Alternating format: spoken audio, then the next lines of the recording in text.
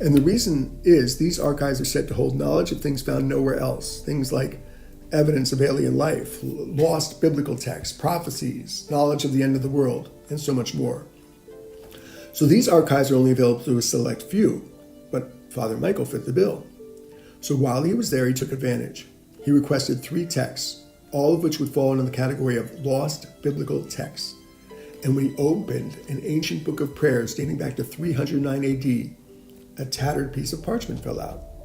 On the parchment was an intricate diagram of a human brain. But the most interesting part was a line pointing right to the center of the brain. And next to the line was the word Elohim, the Hebrew word for God.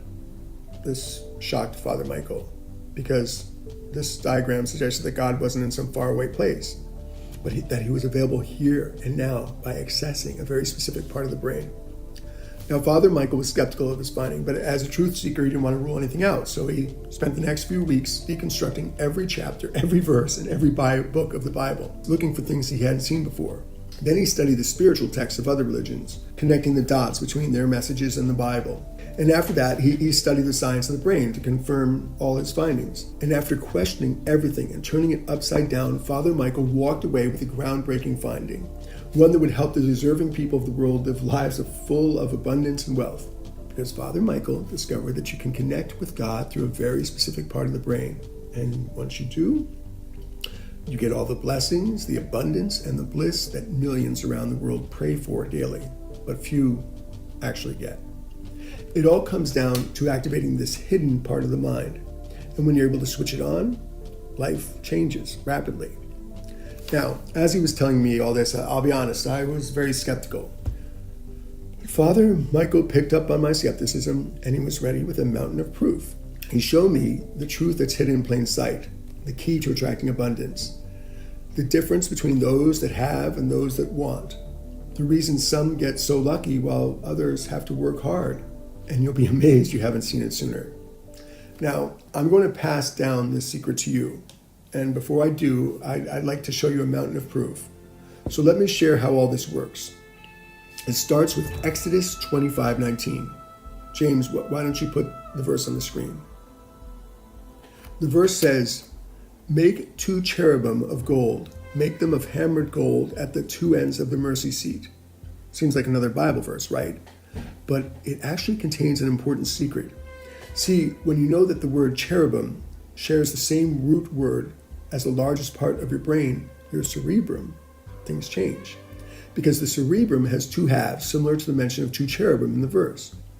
James, why don't you put a picture of the brain so people know what I'm talking about?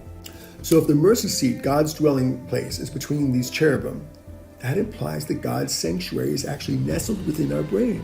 But more specifically, it's in a pine cone-shaped gland between both halves of the cerebrum. Now, this gland has been held in high regard for thousands and thousands of years. Ancient Hindus and Buddhists referred to this gland as the third eye. Taoists referred to this gland as the upper dantian. The father of modern philosophy, René Descartes, referred to this gland as the seat of the soul. And even scientists of today know this part of the brain to secrete spirit molecules that can trigger divine experiences.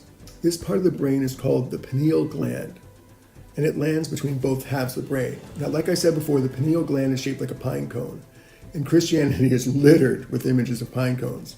Show these pictures on the screen, James.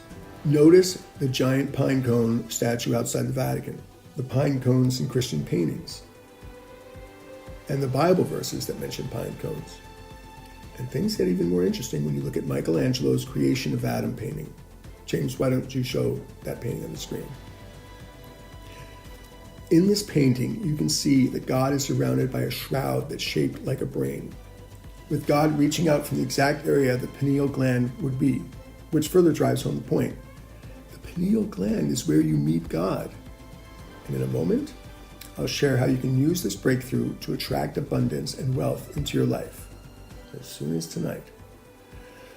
We knew this for hundreds of years. Then somewhere down the line, this knowledge was washed away. This is why Jesus says the kingdom of God is within you.